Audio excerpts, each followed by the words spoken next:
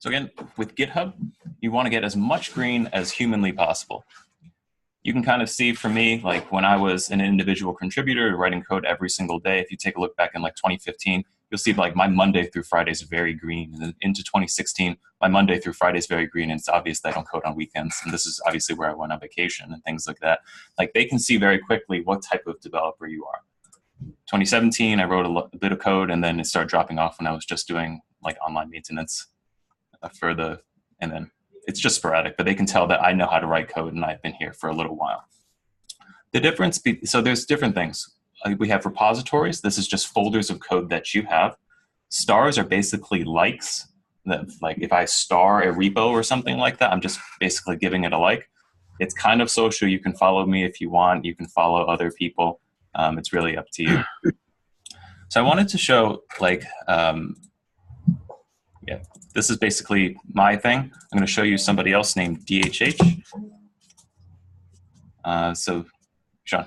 Does anyone ever like try to hack that system by just like pushing a whole bunch of code to like whatever stupid yes project? Yes, absolutely. Like you could write an algorithm to do that. Yes. If you wanted to. Yeah. So the question was.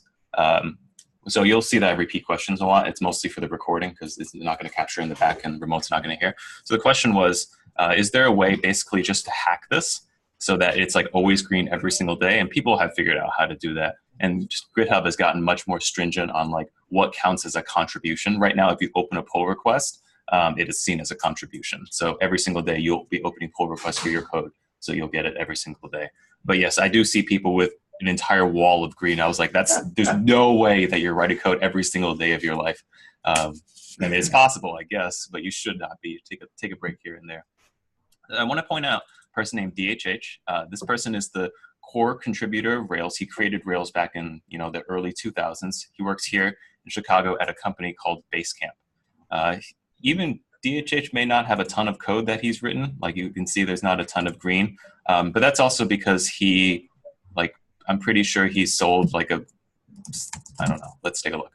Instagram DHH. You can kind of see for yourself. I like to put this out there just on the first couple of days just to kind of see if you want to make a ton of money in tech and sell out, and then this is basically what his life is now, like a bunch of race cars and ridiculous places that he lives and things like that. But yeah, this is DHH. He is the creator of Ruby on Rails. If you want to follow him, it's always kind of fun to do. So we talked a little bit about Git, and again, Git is just that version control software. It's just software that you use to control different versions of the code that you actually write. We talked about GitHub being an online repository, kind of like an online version of Dropbox for code. There are other places as well. So GitHub is not the only one. There's one called GitLab. There's one called Bitbucket. I'm sure there are other ones, but those are the two big ones that come to mind right now. The way that we're going to be using GitHub is you're going to be doing a few things. One, you're going to be downloading code from GitHub onto your computer. That's going to be using a process called clone, and we're going to go over this in just a second. We're going to be using branches. We're going to be writing all of our code, adding that code in, committing the code, and pushing the code back up. Really what it is I'm downloading the stuff, making a bunch of changes, and uploading the stuff. At a very, very high level, that's all you're really doing. So let's kind of get started. Let's jump over to the curriculum from yesterday. And I'm going to, do people want me to do Def Grandma, or do people want me to do Def Grandma? Okay, let's see who finished it. All right, I have two people who finished it. Let's do this then. So inside of today's curriculum, let's just jump to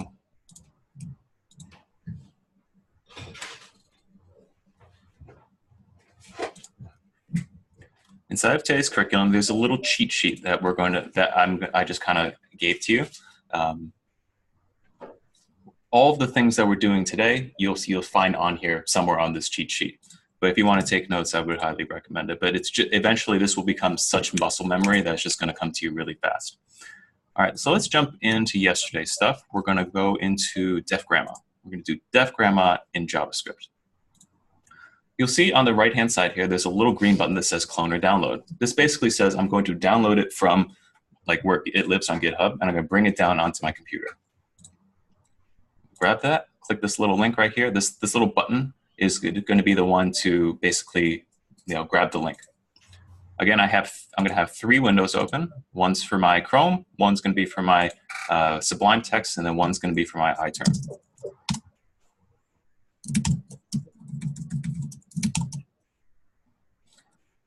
What I would recommend is that people save things onto the desktop for now. Like obviously when you can become more advanced, like if you don't need to double click and things like that, that's fine. But I feel like for most people, I found a lot of success with just having more or less a Code Platoon folder on your main desktop. So how do I make a folder without right clicking? mkdir. mkdir. So touch is for a file. So I'll call this Code Platoon. Oops, I already have a Code Platoon. Let's just call this Code Platoon exercises. You can call it Code Platoon. I have a separate one for Code Platoon exercises. When I list out everything on the desktop, you can kind of see I have it here, a folder called Code Platoon exercises. How do I move from the desktop where I'm at right now into the Code Platoon exercises folder? So I'm going to do, I'm going to show a few shortcuts along the way today. So I'm going to do just CO and press tab a whole bunch of times. When I do tabs a whole bunch of times, it's going to do a few things. One, if there's only one thing, it will automatically complete for me. If there are multiple ones, like when I did cd-co, there are 2 folders inside of my desktop that could potentially be CO, Code Platoon and Code Platoon exercises. So it filled up just to the point where like this one and this one are the same. And then I have the option just to go with one more tab and press tab, one more dash and press tab again, and it will auto-complete all the way to the end. So tab will save you a lot of time. So I've gone from the desktop. I'm now inside of my Code Platoon exercises. I've gotten this particular link over here, and I want to download it. So does anyone know right off the bat what the command is to download? Git pull, all right, from GitHub. Yep. The first time I want to download it. Git clone. Git clone. So Git clone, and then the, oh, whoops, I lost this. You're off, man?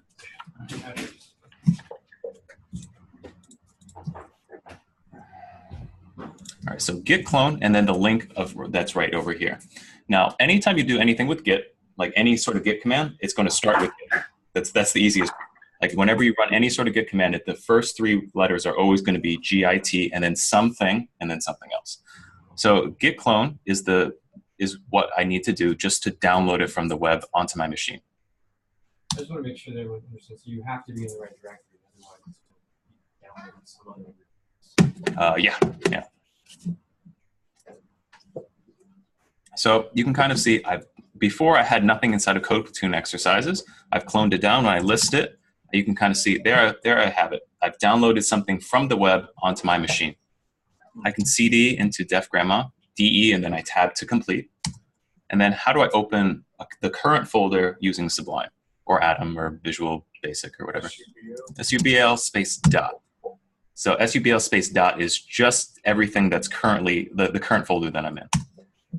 So I opened it, hopped up over here. I'll drag this to my middle screen for now. And then I have defgrandma.js. Now let's write a quick algorithm just to choose between John and Sean whose code we're going to grab. So I'm going to split the screen into 2. And this is kind of like, I'm going to split the screen into 2 real quick by holding Option Command and pressing the number 2. Again, yesterday inside your curriculum, there's a shortcuts thing. It'll save you so much time. I'm going to create something really fast. Let's do decisions.js. All right, let's create a quick algorithm to choose between these 2 people. So let's talk about, we won't do pseudocode yet. Someone tell me what to write. Let's just do random. Yeah. Math.random? Yeah. Math. I have random and math.random. Which one? Math.random. And then we have to tell it to just do like not decimals. So Okay. I don't You can want to Google round. that You right can- now. You can add inside of math.random, you can math.round, I think. Sure, we can try it. I guess let's, before we're saying math.round a lot. Can you tell me what you're trying to do? supposed to generate a number between 0 and 1. Yes. And then you're going to decide, depending on where it falls, if it's going to round up or down. But I know that that's probably going around. Yeah, I don't remember. There's a distinction in order to find that to actually be an integer. And then you're going to make one of you guys 0 and 1. Yeah. Pretty much. All right. So let's talk about pseudocode for a second. Let's take a quick segue. We're going to talk about pseudocode right now. So pseudocode is basically human readable code that's not actual code. So you're writing the steps for yourself to take, and you're breaking down every single step so that you can actually write the code later down the road. Especially today with something like Roman numerals that you're going to get to in just a second. Like there's a lot of steps. And if you just stay in your head the entire time, you're going to suffer quite a bit. So the idea is I'm just going to write what I need to do every single step. No step is too small. And I'm just going to translate all of those human readable steps directly into code. So let's start with pseudocode. All right, number one. So it's like, this is the way that I'm going to try to set up my algorithm so I can, figure things out. So I heard, I don't know, it was like, generate a number that's randomly between 0 and 1. Yeah, generate a number randomly between 0 and 1. All right? Get that number. Round down. Yeah, I mean, you're going to find a way to split it. You're going to do that. Okay. So you will have to find a criteria by which to like round up or round down. Sure. Yeah. What do you mean split the number though? Well, because like if you'll have to hit an integer anyway, right? So like I don't think it works if you like just hit random or round, because I think you could be inside of a non-integer space all the time. What does that mean? So Yeah. So I know that dot random. I know that that is going to get you, but it's going to include like decimals as well. Yeah. So what I would say in pseudocode is I wouldn't have used just 0, 1 because it's so narrow. I just would have just did like 1 through 5 or something like that. Okay. Well, wait a second. So I want to point that out for a quick second. So Michael said I wouldn't choose 0 and 1 because it's very rigid. I'd actually choose something else. So I agree with you halfway on that. I wouldn't use 1 through 5, but I would do something else. I'm thinking, yeah, probably the number randomly between 0 and the length of the array minus 1.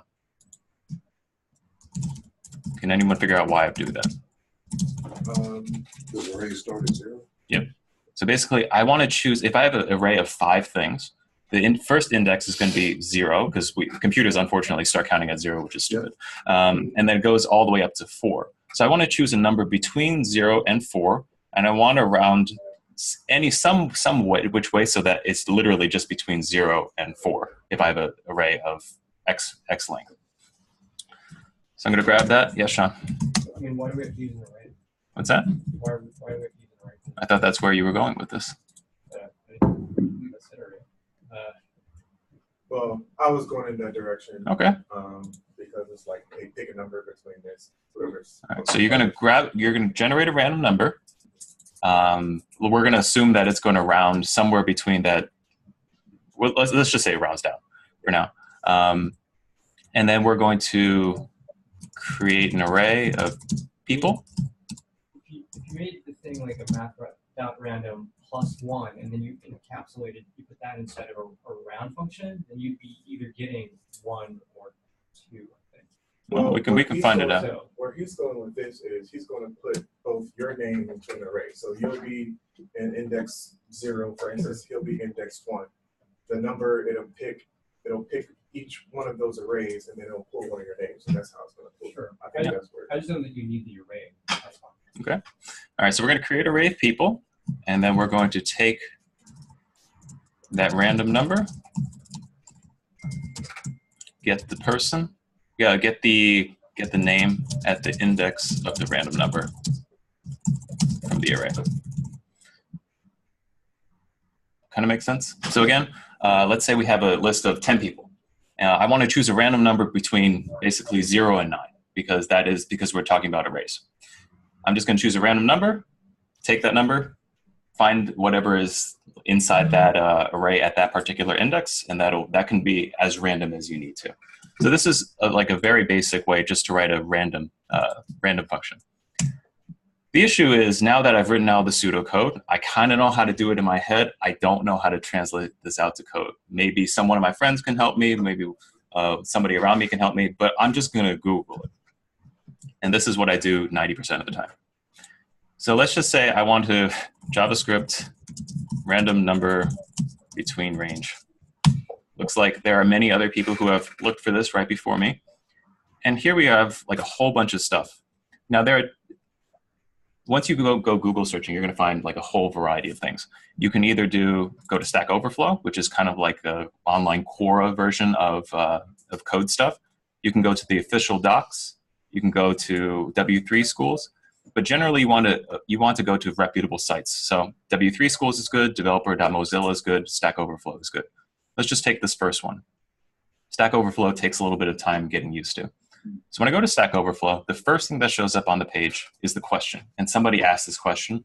This number on the left refers to how many other people upvoted this question. Like, I also have this question. Like, please answer this.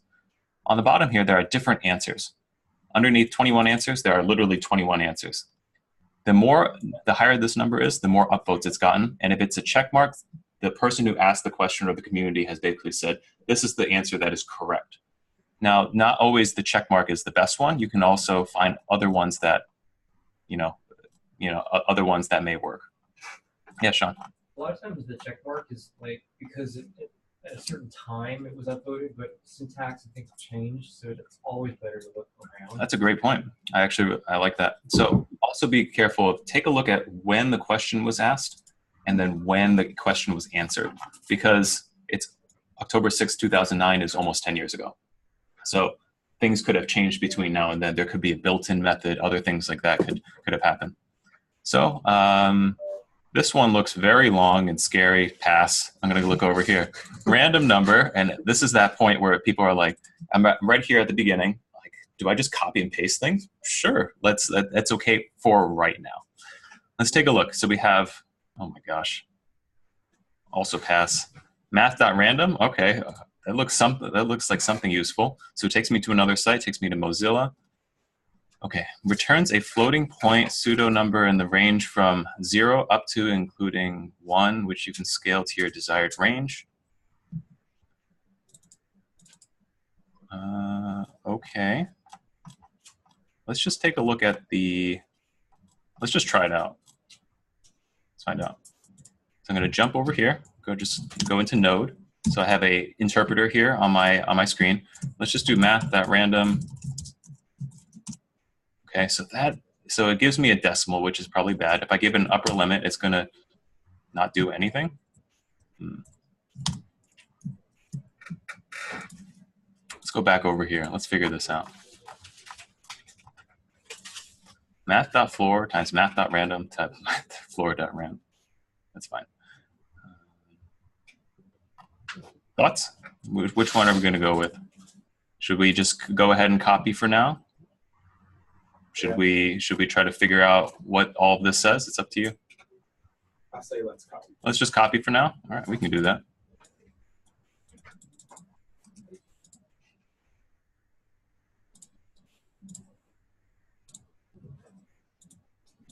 All right, so number one, we're going to create, let's just do each one of these lines. So number one, create a number randomly between 0 and the length of the, okay, I think this is the wrong place. Number one, create an array of people. So I'm going to create a variable here, and we're going to cover this more inside of JavaScript. Actually, we can just do it now. So how do I declare a variable inside of JavaScript? First of all, what is a variable?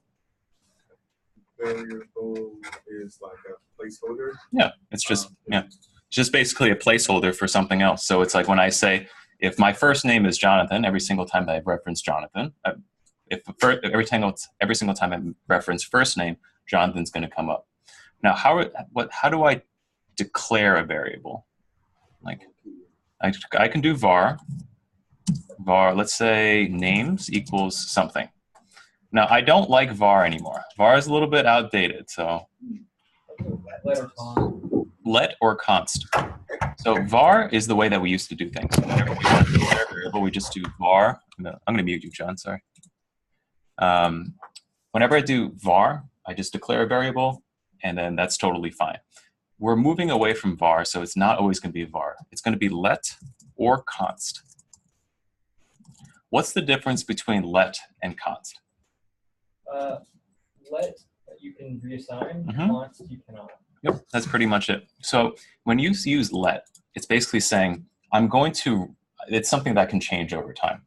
So it's like these names I can add on to, I can remove, I can completely override it if I want to, but there are other things that are constant in the world. Like the force of gravity is 9.8. Like that's always going to be, that's something that's constant that's never going to change. Hopefully, we'll find out. So we're just going to say let names equals 2 names for now. We're going to have John. We're going to have Sean.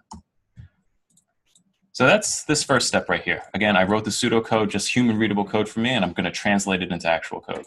Second thing, I'm going to generate a number randomly between 0 and the length of that minus 1. So for me here, I just want to just give me 0 or 1. That's all that I really want to do here. Using that code that I copied from above, we're going to change this var here. We have random number, math.floor, math random times maximum, is it names.length? And just do 0. Let's find what this is. I'm going to grab all that code and just dump it inside of here for now. Okay, length is not a function. How do I find the length of an array? I think I messed up something. Name.what? Yeah. It says names.length is not a function.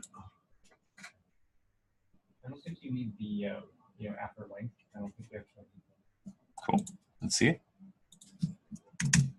You don't have to call it. Yeah, is what I'm yeah, saying. that's right. Names.length. It's not. No.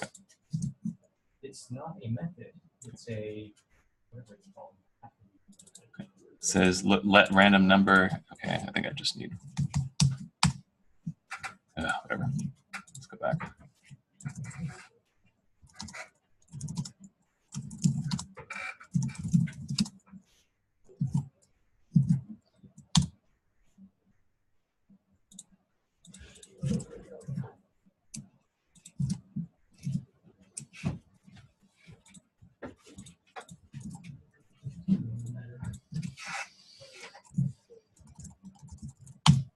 Okay, looks like my random number is 0. Cool.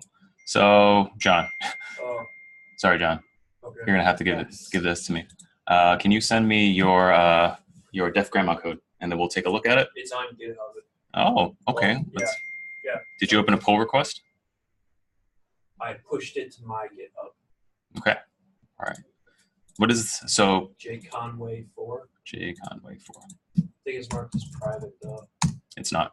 It is not. No, because you forked it from here, so it's mine. Yes, this is correct. All right. So I'm gonna just take a look what we've got over here. I did defgrandma.js. it in Ruby first because I didn't. That's fine. I'm going to use your stuff right over here. Let's just grab all of this and throw it inside. We'll take a look at every line, and we're going to be as meticulous as possible. So we're going to take a look right here. So the first things first, it looks like on line 1, John's using a library called prompt. So when you do require anything on a page, you're basically saying, I'm bringing in an external library into my code right over here. A library, what is going on? Must be my mom. So a library is basically thousands of lines of code that somebody else wrote ahead of time to make your job as a developer easier. Now, Ruby has something called gets, and that's built in. That's great. But JavaScript does not have something called gets, especially when you're running it from the command line, because JavaScript is mostly meant to be run in browser. So the prompt library, again, is a library. Somebody else wrote it, thousands of lines of code to make your life a little bit easier. All you have to do is just say, I'm going to bring in this entire prompt thing, start the prompt, and then all of a sudden, we're good to go. Like we have the ability to prompt. Quick question. Yes. So I know that required prompt is bringing in the library. And that library is that just files? What if I just wanted to do just another JS file? Would I be able to do the same thing? Yes. Yeah. Okay. Yeah. You can bring in either entire libraries, or you can bring in just one file. Sean. There's a library built into Node called readline that I use. Cool. In the external library. Cool. And there's always multiple ways of doing one thing. So we have So we brought in prompt, and then it looks like he started the prompt over here. He has his count starting at 0, and I'm going to do this as const because this is not going to change. Let's take a look at where count is found. So I'm going to highlight count, and I'm going to hold Command D and just find all the different places inside of the file where he used count. So it looks like count is used here, here, and here. This is just the words that match up. So because count is something that changes, do you want to use var, let, or const? Let. We'll just do let for now. Goodbye counter. You have one function called goodbye counter. It takes no arguments. You're going to increment it and then return the count back out. Okay. Let's take a look at def grandma. So I'm going to get the input. Error results. Result.input is what we're looking for. So you're doing a few things. He's basically saying, once I run this here on line 33, I'm going to get the input from the user. It's going to be saved as this particular key on the result object. So if the thing that the person typed in is just an empty string, you're going to console log what, and then just call def grandma. If the result if the person inputted something that says goodbye in this particular fashion, and the goodbye counter, when I take a look over here, is equal to 1, I'm going to say leaving so soon and run it again. If it says result input is equal to goodbye and the goodbye counter is greater than 1, I'm going to console log later skater. It looks like I'm going to actually not run it any more times.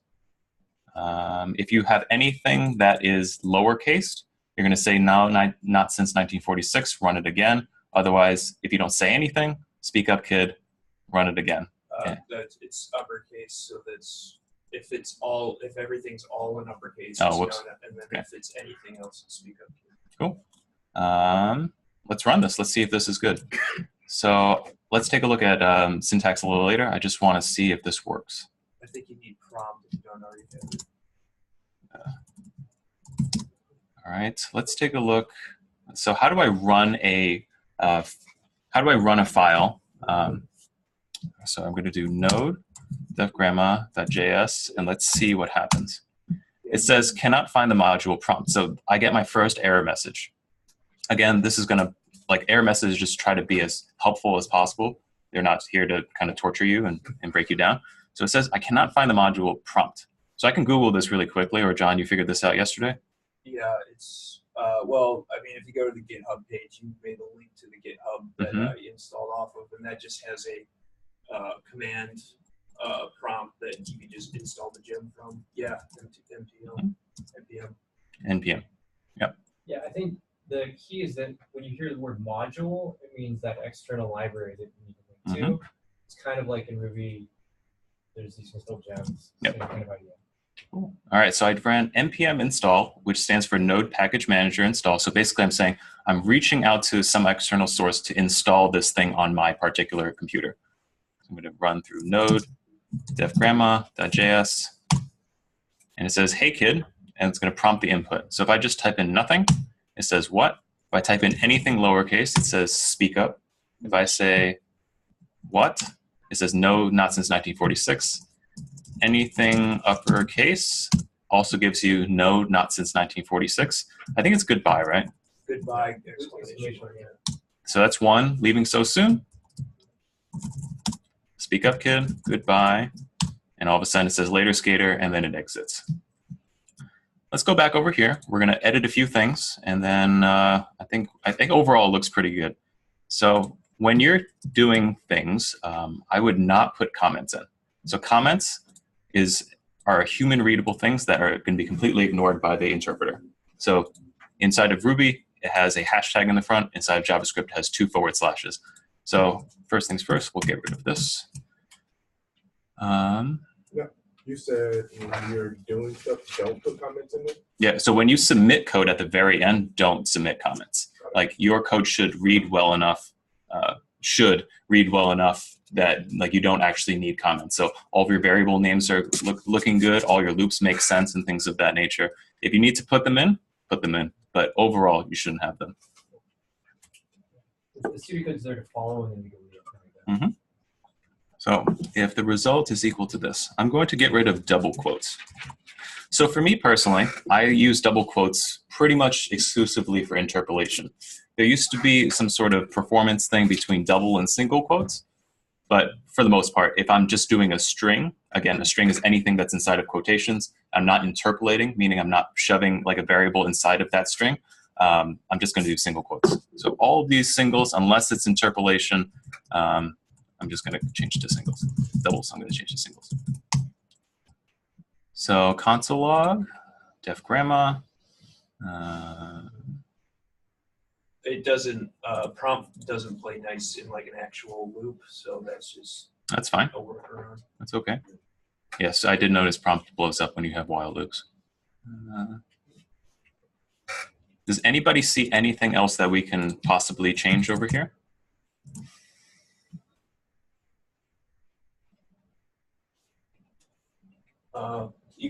I could do an else if for speak up kid and then have a else just be an error message in case there's something that doesn't fit into anything else. We could do that. Overall, I think this is fine. It's fairly clean. It makes sense. There's not, yeah, I think this is fine. I mean, I probably add some spacing in it, to be honest with you. Where would you want to add spacing? Just between the blocks of like else if and stuff. I just personally would Sure. like to see more Sure. space. Yeah, there are different schools of thought. Most of the time, so one thing that Sean said was, I probably want to see some more spacing. Maybe I'll have something like that. Is that what you're saying? Yep. Yeah, so that's one way of doing it. Most of the time, people syntactically inside of JavaScript code like to have it like this. I agree with you. I like seeing lots of spaces, but this is just the way that most people like it. But I agree with you. All right, so I've written the code, and now I'm going to start adding, committing, and pushing it up to GitHub. So first things first, I cloned it down from GitHub. I downloaded it from GitHub. Now I've made some sort of changes. So if I take a look over here, you can kind of see that I'm over here on what's called the master branch. The master branch is basically, let's say that you let's say you go to like the Smithsonian Museum and then you have like the original Bible. The original Bible is in the Smithsonian Museum, and you're a commentator and you want to add some things to it. So you go there, and then you write directly, you break into the museum, you break in behind the glass, and then you just write directly on the original Bible of all time. That's not something that you generally want to do. It's not obviously to the same extent, but I want you to think of that whenever you're about to push anything to master or you're about to edit master. GitHub was really revolutionary because it had this concept of disposable branches. So like Sean was saying earlier, GitHub is used in many different organizations like Chase, Groupon, Google, basically any modern technology company in some way has Git or version control. At any given time, you might have 15, 20, 200 different developers working on one particular repo. For us, we have a repo called def grandma.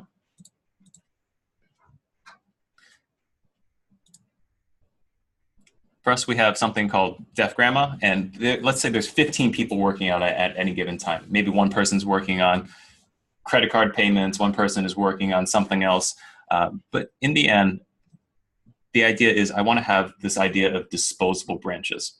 But basically what that means is John's going to be working on XYZ feature, James is going to be working on ABC feature, Eric is going to be going on feature 1, 2, 3, and they're all working on different things at different times. So they all have their own individual environments. They're not touching the original Bible. They are making photocopies, they're making annotations as they need to, and when they're ready, someone else will review their code, and it'll be back to normal. Let's jump over here. So I'm on the master branch. I don't want to be here. So first things first, I want to check out from where I am. I don't want to be writing on the original Bible. I want to make a photocopy it and make my changes over there. So how do I check out to a new branch? I'll give you a hint. It starts with Git because any sort of Git command starts with GIT. Is it not like Git branch? It's not Git branch, no. But it's actually Git checkout. So I'm checking out a branch that's not this one with a -v flag. And I'm going to call this Conway's branch. So you can kind of see it, because of the thing that I sent you yesterday, it changed from the master branch into Conway's branch. So I've gone away from editing things directly on the original manuscripts of all time. and I've moved over to a separate photocopied version. Now I've made my changes. I've written my code. I'm going to run git status. This basically says, like, what did you change? Like, what were the things that you actually did? Now you'll see that everything here is red. I got def grandma, decisions.js, and node modules. This first section, it says you modified defgrandma.js. There was already a file inside of there called defgrandma, and you modified it. These are the two things that you've added. I pretty much just want to add this defgrandma stuff. So I want to, this is the act of me saving the code and putting a stamp of approval on it. So I'm going to run git status. I'm going to do git add defgrandma.js. So basically, this adds it onto the staging area. So of course, I'm not military, so you can correct me if I'm wrong. But in my previous class, there was he was deployed in Afghanistan, Ray, and he said whenever he would go out on patrol, it was basically like at a certain time, you'd gather all the guys, you'd go into like this one staging area that's like one staging area, and then you'd get everybody, you'd like replace equipment as necessary, you get all the people that you need for a specific thing, and then you put a stamp of approval on it. You call somebody higher up, they come down, they say, okay, I see everyone's here, this is the equipment that you have, you're good to go, and then you go out. So that's kind of what you're doing over here. You've made all these different changes, you're within the base, you're adding all of the people, all the equipment, all the weapons that you need for this to do a patrol, and then at one point, someone's going to put their stamp of approval on it. So what I'm doing here with this git add is I'm just bringing in stuff from the outside that I may or may not need.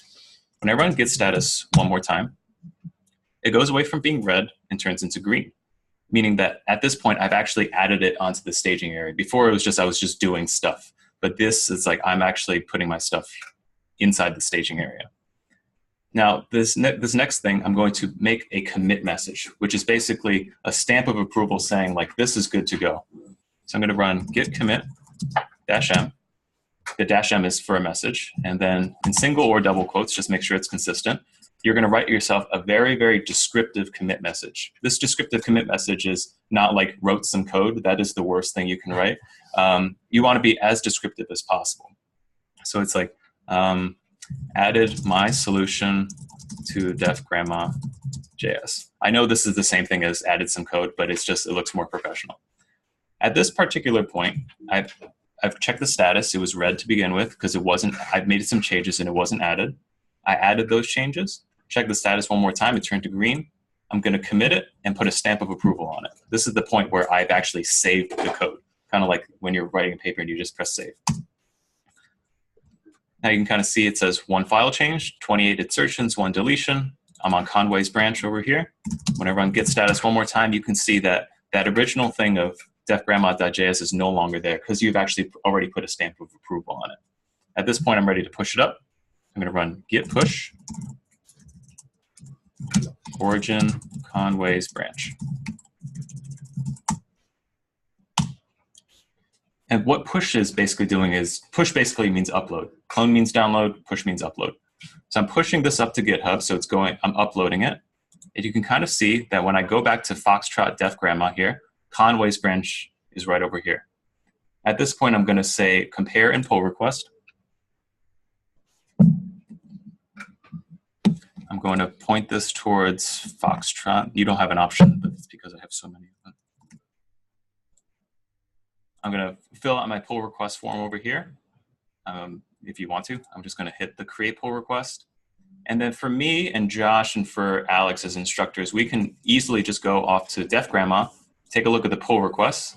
And what a pull request is basically saying, I wrote some code that's different from master. I want you to review it and see if it's good to go. Can I change the original scrolls of the Bible? And for us, it's easy. We can just go here to files changed and see like, oh, this is the code that John Conway wrote. And we can actually leave inline comments of like, this is crap or something like that. You know, like you can leave different comments at specific lines so that you know exactly what you're doing well and what you're not doing well. So again, it's a fairly simple process, but it just takes some repetition. Git clone to download it from from GitHub.